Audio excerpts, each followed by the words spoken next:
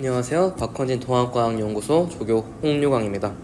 이번 시간에는 판의 경계에 대해서 배워보고 판의 경계와 관련된 문항들이 어떻게 출제되는지 알아보는 시간을 가져보도록 하겠습니다.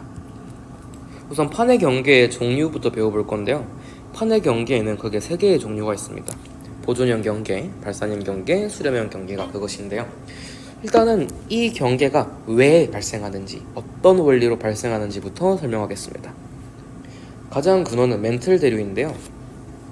멘틀은 용융된 상태이기 때문에 연약권에서 대류가 일어나게 됩니다. 대류란 무엇이냐? 밀도가 낮은 것은, 온도가 낮은 것은 밀도가 커져서 가라앉게 되고, 온도가 높은 것은 밀도가 작아져 위로 뜨는 현상인데요. 이렇게 밀도가 달라서 가라앉고 뜨는 과정에 그 사이에 수평적 이동이 존재하게 됩니다. 그런데 이 판이란 이 멘틀 대류 위에 떠있는 형태거든요. 이렇게 멘틀 대류에서 왼쪽으로 이동하게 되면 이 판도 똑같이 왼쪽으로 이동하는 형태이지요. 그러면 이 그림에서 이게 왼쪽과 오른쪽으로 이동하게 되면요, 그 위에 있는 지각들도, 판들도 왼쪽과 오른쪽으로 이동하게 됩니다. 그러면 여기서 이곳을 기점으로 왼쪽과 오른쪽으로 갈라지잖아요. 이러한 지형을 해령이라 하고 새로운 지형이 생성되는 판의 경계입니다. 그러면 이 해령에서 판을 보냈으면 또 여기서 판의 경계, 또 여기서 판을 보내잖아요. 그러면 이 해양지각과 대륙지각이 여기에서 충돌하게 됩니다. 그러면 밀도가 더 큰 해양지각이 대륙지각 밑으로 들어가게 되는데요. 그 결과 해양지각은 소멸되고 화산활동과 지진이 발생하게 되는 것이죠. 이러한 경계를 수렴형 경계라고 합니다. 화산활동이 발생하는 이유는요, 지구 내부로 들어가면 들어갈수록 온도가 높아지는데 해양지각이 녹아요. 녹으면 밀도가 낮아지니까 상승하겠죠? 그러면 뜨거운 마그마는 대륙지각을 녹이고 녹은 대륙지각은 다시 상승해서 화산활동이 일어나는 것입니다. 또 지각과 지각이 만나는 과정에서 이 경계면을 기점으로 마찰이 일어나게 되는데요. 이 마찰에 의해서 지진이 발생하게 되는 것이죠. 그러면 해랑과 해령 사이에 발생하는 경계인 보존형 경계에 대해서 설명드리겠습니다. 이거는 판의 경계를 옆에서 본 그림인데요. 위에서 보면 어떻게 그려질까요? 이렇게 해령이 있을 수 있습니다.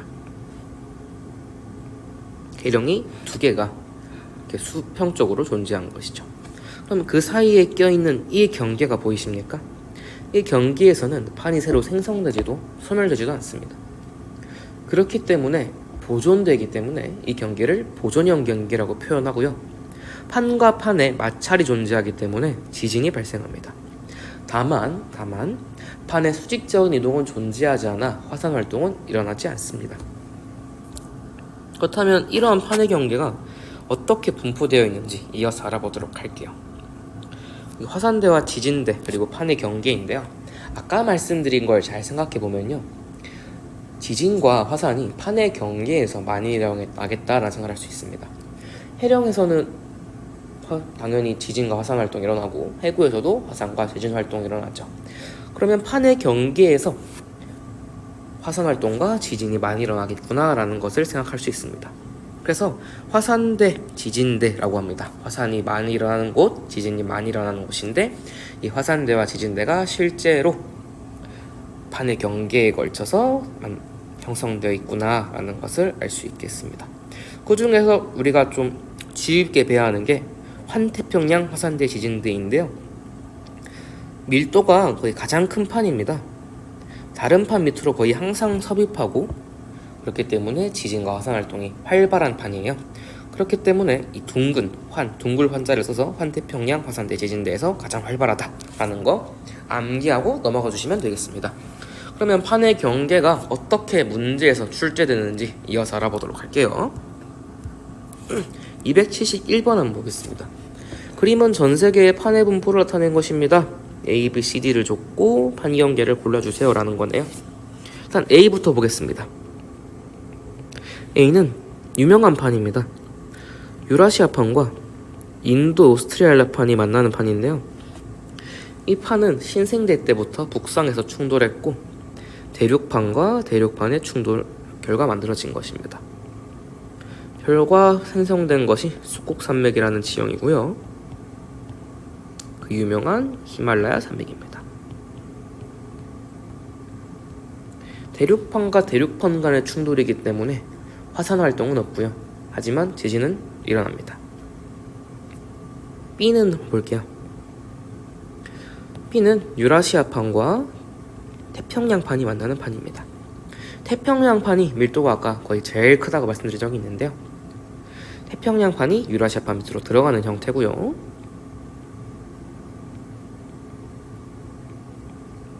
이 판의 경계를 기반으로 지진과 화산 활동이 활발하겠죠. 이어서 C 보겠습니다. C가 좀 특이한데요. 북아메리카 판과 태평양판 사이의 경계거든요. 근데 자세히 보시면 판과 판이 양쪽으로 엇나가며 진행하고 있습니다. 즉 변환단층이라는 뜻이고요. 화산 활동은 존재하지 않고 천발 지진만 활발히 일어나겠습니다.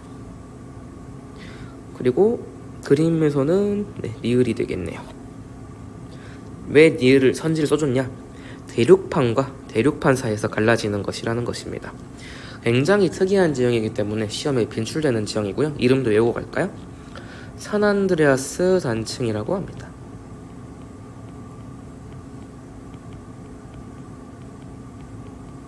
이어서 D 볼게요. D는 그림에서 해령이라고 좋네요. 해령인데 해양판에 있는 해령이다 까지 잡고 가시면 A, B, C, D 지형을 다 분석한 게 되겠습니다. 288번 보겠습니다. 그림은 전세계 주요 판의 경계와 이동 방향을 나타낸 것이다. A, B, C, D, E 지역에 대한 설명으로 옳지 않은 것은 일단 A 보겠습니다. 아까 말씀드린 대로 A는 대륙판과 대륙판 간의 충돌이고요. 숙곡산맥인 히말라야 산맥이 발달합니다. B는 태평양판과 유라시아판 간의 충돌이고요. 해양판과 대륙판 간의 충돌, 화산활동, 지진 모두 일어납니다. C는 북아메리카판과 태평양판 사이의 변환단층이고요. 천발 지진이 활발히 일어납니다. E는 유명한 대서양 중앙해령이고요. D 설명하고 갈게요. D는 나스카판과 남아메리카판의 충돌인데요. 해양판과 대륙판 간의 충돌입니다. 이 결과 숙곡산맥이 만들어지게 되는데요. 안데스 산맥입니다. 특이한 점은 안데스 산맥은 숙곡산맥임에도 불구하고 화산활동이 존재한다는 것, 지진이 일어난다는 것, 지진이 한번 일어나죠. 화산활동이 일어난다는 게 좀 특이하다라고 짚고 가시면 되겠습니다. 이어서 293번 한번 볼게요. 그림은 전 세계의 지진 분포를 나타낸 것이고 표는 화산 A, B, C의 위치를 나타낸 것입니다. A 한번 찍어볼게요. 북위 33도에 136이니까 33에 여기쯤에 있는 화산이겠네요. 얘가 A고요. 얘는 남 16도에 78이니까 여기가 B가 되겠습니다. C는 여기쯤 여기쯤이 C겠네요. A와 B는 모두 판의 경계에 있는 게 보이십니까? A는 태평양판 또는 필리핀판과 유라시아판 간의 충돌인 것 같고요. B는 나스카판과 남아메리카판의 충돌이겠네요. C는 환태평양 내부에 있으니까 판의 경계는 아니겠습니다. 뭔가 다른 원인에 의해 만들어진 판의 경계라고 보면 되겠네요. 선지에서 뭘 물어보는지 볼까요? 기억, A는 환태평양 화산대에 속한다. 자세히 보시면 여기까지가 태평양판이고요. 여기는 필리핀판이기 때문에 환태평양 화산대는 아니겠습니다. 이은 B는 대륙판끼리 충돌하는 곳입니까? 아니요, 나스카판은 해양판입니다. 디귿 A, B, C 세 화산은 모두 판의 경계 지역에 위치하느냐? A랑 B는 판의 경계가 맞고요. C는 판의 경계가 아닌 판의 내부에서 형성된 화산입니다. 이번 시간에 판의 경계에 대해서 알아봤는데요. 꼭 기억해 주셨으면 하는 것은 판의 경계 세 종류와 어떻게 만들어지는지입니다. 한 번만 더 짚고 넘어갈게요. 우선 발산형 경계는 멘틀대류가 생겨서 양쪽으로 멘틀대류로 갈라지면 그 위에 있는 판도 갈라지는 거다. 그 결과 해령이 생성되고 새로운 판이 형성된다 라는 거. 해구도 기억해 주세요.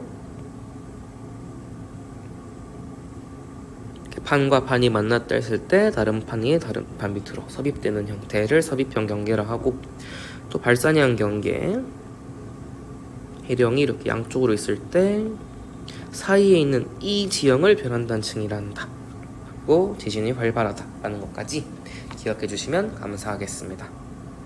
이상 박헌진 통합과학연구소 조교 홍유 강의였습니다. 감사합니다.